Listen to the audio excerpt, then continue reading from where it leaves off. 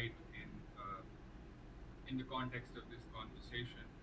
But I'll say that I really do want to like Cornel West because he comes out of the tradition of King, and that is what makes it a little disappointing that he doesn't make this very obvious connection of anti-war to anti-poverty, which is what Doc pointed out, because that was King's uh, ideology, where he related war to poverty and the crisis at home. And so for him to not make that connection, I feel like he's not going far enough. However, I do feel like his language has changed in the past month, whereas he was calling Russia an empire previously. I think in his latest tweet, he mentioned the Russian Federation instead of the Russian Empire, and that gives me a little bit of hope that in the same way that we say that RFK's um, narrative or his idea or the ideology about Israel and Palestine could change in this present crisis, and I can already see that Cornel West is changing. He can't. I mean, he's a he's a peace candidate, and truth can't escape him for very long. But again, that being said, I was watching this interview of Cornel West on Karen Hunter's. I think it was uploaded a few hours ago. Karen Hunter, this journalist from New Jersey, interviewed Cornel West, and there This is stupid. he again called Trump a neo-fascist, and he defined neo-fascism as hiding behind the fact that you are supported or funded by big businesses and the money class, the big money class of this country. Now, I don't know that most of the Trump followers are big money people. You know, hundreds of thousands of big money people are not waiting to hear him speak outside like these small towns This in point the that's Midwest. really going on. So I really think that betrays a certain disconnect between Cornell and the people, or what the people want. And he has some really good ideological footings, but there are contradictions, Backbeners. as we have discussed prior and even today. That being said, uh, I think that makes him very susceptible to these attacks by people like Bhaskar Sankara, where he says that, oh, Cornell should run as a Democrat in order to expose the Democrats, and that is a contradiction that I can't wrap my head around. It's really unbelievable that people like him, and even CNN comparing him to Jill Stein, saying that, oh, he's going to take votes away from Biden. And this is where I come to the main crux of my point, which is, in a democracy you should have as many options and let the people choose, right? And here the CNN is saying, oh, let's just have two people and let the people choose between these two people. Anybody else, a third party candidate, could absolutely wreck democracy. Democracy being choosing between two people. Um, yeah, and that's what I had to say.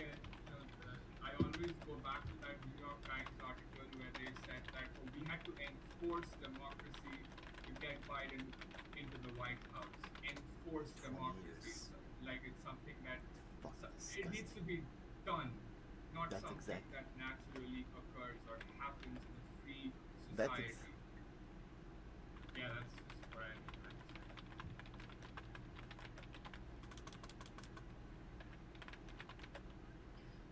So I was gonna go back to Trotsky, um, because actually something the conversation made me think about is also that, like, free school, I feel like it's what Serafino was saying, except I'm gonna phrase it a little differently, which is Trotsky. Like you were saying Trotskyism is antagonistic to unity, but I would also say Trotskyism is antagonistic to reconstitution, like belief of a reconstitution, because like I didn't comment along what Doc was talking about with Trotskyism and war and permanent opposition, but I think it's actually pretty deep, the resurgence of Trotsky, because actually this whole idea as Trotskyism saying that war is a prerequisite for revolution because there's this idea to create conditions for permanent opposition, and that is important. Like, basically, it's saying that you're more in support of permanent opposition rather than the belief of resolving contradictions on the path to reconstitution, which requires unity. And the reason why I also think that's deep is because I also think I've noticed a lot of leftists, and maybe they are influenced by Trotsky today or something. I think in some ways it's connected to why people are much more willing to see the Civil War, but not necessarily Black Reconstruction, but the Civil War as a revolution, as in the Second American Revolution, but not want to see the Civil Rights Movement as a revolution. Because the Civil Rights Movement, there's no war or permanent opposition. The whole point of the Civil Rights Movement is that in the process of opposing American empire, that also is intricately tied to the oppression of the American people, the African American people, and the poor, that King was calling for, in a lot of ways, the birth of a reconstituted America, or like a transformation of America. And that does not match a Trotskyist understanding of revolution. And I thought it was kind of deep, or the reason why I'm kind of excited is because I also think the reason why it's deep to highlight Du Bois' sign in the souls of Black folk is that I think in some ways the very reason why, let's say, the so-called left cannot see the people's movement as a pre-revolutionary or revolutionary, as a movement with revolutionary potential, is the same way that people refuse to or are unwilling or unable to see the revolutionary past of the revolutionary capacity of the African American people and their struggle throughout America's history. Like, I actually think those are tied, which is also Free School's whole understanding of the Black proletariat as the working class is becoming, like as the whole proletariat is becoming. And then going back to this point that, like, the way that I see a lot of leftists being very unwilling or unable to see the civil rights movement as a revolution, possibly because of I don't know, this, maybe there is what is it called, like the influence of Trotskyism, or the influence of Trotskyism today on people's understanding of what revolution is, what is a prerequisite for revolution, like blah blah blah blah blah. But I think you contrast that to someone like Baldwin, where James Baldwin he'll say that the corrupt America is a burning house that he understands why people, white and Black, do not want to be integrated into, but that the task is to build a new America, is to create a new house that people will want to be integrated into. And that's a reconstitution, that requires a reconstitution. But yeah, I don't know. I don't know, this Trotskyism thing is really interesting to me, because I think there are, it does influence ideologically the left. It influences the way people refuse, I do think people refuse, they don't want to see what's happening today as having revolutionary potential, the people having revolutionary potential. And I think the reasons for not wanting to see that are, in a lot of ways, kind of the same reasons why people have always refused to see the revolutionary capacity of the Black proletariat.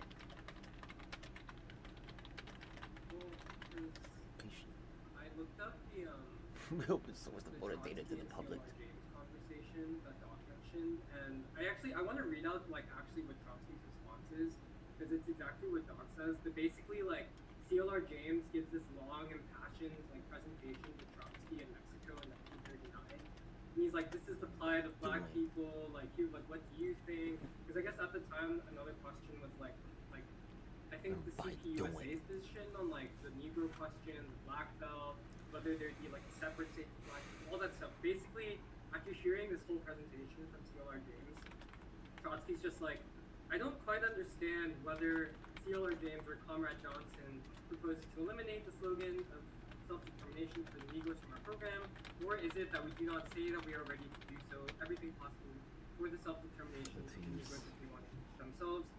And then, so he says, as a party, I think he's referring to like the socialist workers, whatever party Trotsky was a part of at that time. So as a party, we can remain absolutely neutral on this question. We cannot say it was reactionary, it was not reactionary. We cannot tell black people to set up a state because that will weaken imperialism, and so be good for us. And when he says us, he means the white workers, which is also very telling. And then he says that would be against internationalism itself. But then, yeah, here's the basic thing. It's like, we cannot say to the black people, stay here even at the price of your progress. We can't say to them, it is for you to decide. If you wish to take a part of the country, that's all right. But we don't wish to make the decision for you. And then he says, I believe that the differences between like the West Indies, between Catalonia and Poland, the situation of the Negroes in the United States are not so decisive. So he's basically saying like all of these quote unquote national minorities, that they're all basically the same thing, and that the situation of black people is the same as like the Poles or something, or that's the same as the situation of like Catalonia in Spain. But yeah, his basic position was like, I don't really care about this that much, and like if you want to give a recommendation, like that's fine, but like I don't care enough about this, and I don't think it's that important for us to like even like raise a position on it. Like, let's just not say anything. And this is in 1939, so this is like, I guess during the Second World War. But yeah, I don't know. It actually reminded me of the way that, because Du Bois and Black Reconstruction do often bring up this point that like basically the black proletariat was kind of like, you could almost use it in like a Marxian sense of like a specter, haunting America, but more in the sense that like the existence of black people for many like white thinkers was more of like an annoying fact that they just wished would go away. They were just kind of perplexed by this existence of black people, and so they're like, oh, like I just wish the problem would go away, but I don't really want to think about it. And yeah, I feel like that's basically Trotsky's position. Yeah, but then what's interesting is that today it's not just the black question, because the people who in some ways are taking up what would be considered the black question in the past are now white people, Right. or like it's a multiracial people. So it's not a black question, it's the democratic question. Well, I just wanted to make two more points. One of which was, we've been like thinking a lot recently about, or I've been thinking a lot recently about what you can call like the official Korean peace movement as kind of example, I think, or a case study of this, because like Nuri and I have been thinking about this and talking with people like that filmmaker Kya Jung, who spoke at our event, and stuff like that. But basically, the existing Korea peace movement in the United States is comprised of nonprofits and like leftist groups, many of which are either explicitly Trotskyist or filled with Trotskyites, basically. And their whole strategy is the essential thing which we've been saying, which is that they, like, the whole glaring blind spot is they don't see the American people at all.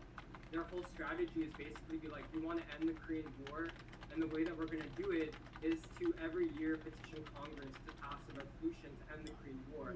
But they're not even going to even strategically maybe those parts of Congress which might be the most open to them, but they basically go to the same group of progressive Democrats every single year, and then they'll get maybe like 20 co-sponsoring votes in like the House like every year to like end the Korean War. But every year it's the same exact thing, but they don't see like basically that, yeah, they don't see the American people, and it doesn't occur to them if they want actually peace in Korea to want to go towards the people rather than go towards basically all of those figures who represent like the actual crisis of legitimacy, all of those figures, and basically in the Democratic Party who like might give lip service and say like, oh, I support ending the Korean War, but without actually being serious about it, because basically they just want to have a stable constituency to continue to vote Democrat every year. But yeah, I don't know. That is just it's like more like the official Korea peace movement as part of a larger phenomenon that we're observing of the left, but also like the essential question is like if you're unable to see the American people as a decisive force in the struggle for peace, not just in Korea but around the world, then you have already made yourself obsolete, or you will make yourself obsolete. And yeah, I don't know. It's just been an interesting conversation to deal with. And then the last thing I wanted to bring up was like part of the conversation around like Du Bois' social science. It reminded me of passages in Du Bois' third autobiography, his Soliloquy, where he talks about. Okay, I was gonna read some paragraphs, but it's just like a few paragraphs, basically for different points. But so this is him talking about the Philadelphia Negro. He says, "It was a hard job, and I completed it by the spring of 1898 and published it a year later under the auspices of the University of Pennsylvania as the Philadelphia Negro. A formidable tome of nearly 1,000 pages. But the greatest import to me was the fact that after years, I had at last learned just what I wanted to do in this life program of mine and how to do it. First of all, I became painfully aware that merely being born in a group does not necessarily make one possess complete knowledge concerning it. I had learned far more from the Philadelphia Negroes than I had taught them concerning the Negro problem. It was as complete a scientific study and answer as could have been then given at the time, with defective facts and statistics, one lone worker, meaning Du Bois, and only a little bit of money. But it revealed the Negro group as a symptom, not a cause, as a striving, palpitating group, and not an inert, sick body of crime, as a long historic development and not a transient occurrence." And then he says, furthermore, basically, like, he's responding to, like, the scientific revolution, like the Industrial Revolution, and also new developments in, like, the hard sciences, like biology and physics and stuff. And he's saying, yeah, so basically he says, so he's responding to people like Herbert Spencer, stuff like that, and basically at the end of the 19th century, and saying that these comparisons between like the hard sciences and the social sciences were basically inadequate. But turning my gaze from fruitless word twisting and facing the facts of my own social situation and racial world, I determined to put science into sociology through a study of the conditions and problems of my own group. I was going to study the facts and any and all facts concerning the American Negro and his plight, and by measurement and comparison and research, work up to a valid generalizations where I could. I entered this primarily with the utilitarian object of a form and uplift, but nevertheless, I wanted to do the work with scientific accuracy. Thus, in my own sociology, because of firm belief in a changing racial group, I easily grasped the idea of a changing, developing society, rather than of a fixed social structure. And then the last part I wanted to read was in a later chapter, but he says basically, when he's talking about what his proposal for the 100-year-long Atlanta study, when he says this should not be the conventional type of quote social study, an instantaneous photograph of the sample group, but it should be planned so as to eventually approach the stature of a total study of a complete situation, continuously photographed and rephotographed and measured and remeasured, so that our knowledge of the vast and momentous social experiment and race relations now making in the United States would attain a completeness and authority that would be unquestioned and unquestionable and available in the post-war world, which will certainly need this sort of information. I believe that here was a chance not only to serve the Negro race in America, but also to serve the world and social science in a unique way. And I just wanted to bring that up because I really like the way that he's like, it's a moving picture. And I feel like in some ways, like that's kind of what we do in the free school. Like every week, it's like a moving picture of America and of the world. And the other thing I like about it is that, like, in everything you read from Du Bois, you get the scientists and the artists together, in which like actually I was wondering if he was thinking about basically the invention of like film and of motion pictures, Yeah. because it's not just the documentation, but the whole point of the birth of the motion picture was of the birth of a new art form, in which you can document basically like people through time, moving through time, like interactions through time, like society through time, but also there's the act of creation. It's not just a documentation, but also a creation based off of the new, basically what is newly available in terms of technology and all that stuff. And so, I don't know, I just really like that as like, not even a metaphor, but kind of a way of understanding, like even like what we do every week, which is basically, yeah, like we're not just documenting what's happening, but we're trying to synthesize something from it. We're trying to like do something creative with it to produce something new as well, which can add something to the movement and direction and momentum of like where this moving picture is going. Yeah, I guess that wasn't entirely related, but I just thought it was cool. No, I think it was cool because what you're also talking about is being able to think anew or a new imaginary, like, or because like I think another point with what we're concerned about, like the people, the domestic or the crisis that like what you're saying, Jeremiah, we talk about every week, is that like I don't know if the movement at the time that was emerging during the submerged movement expected King to come, you know, like, or expected There are no allies. like a Paul Robeson to be so central, because at the same time that There are allies. like the whole problem of missing people or not caring about it is that you would miss the like the actual thing that would change the course of everything else. Like, who knew that what I said, what King would be so central to the whole apparatus or to the whole world history. And I think when we're considering, or like when we're talking about this, is not to also like kind of like recondition or to scientifically notate what is or what is happening or make everything a certainty or kind of flaws, but like it's just this thing about the possibilities, or it like kind of chipping away at a certain which actually gets closer to the actual thing of it, the moment of like revolutionary change, or the actual essence of the kernel of it, which has more to do with what you're saying, like the science and the artist, or the law and the chance. But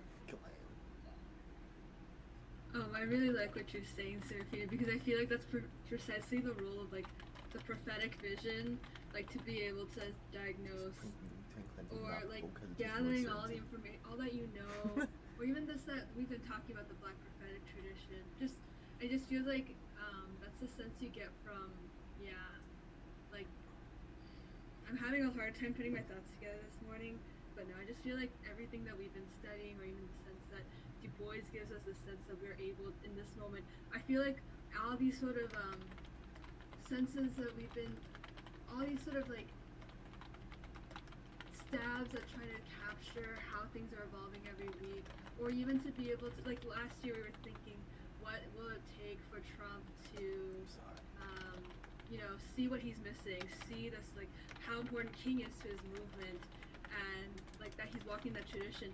A year later, we're able to see, I feel like, the sort of like turn in that direction. I feel like It's something really special that I feel like we're being able, like, all I'm of what sorry, we're the learning evidence is is right able here to for you. equip us with, and I feel like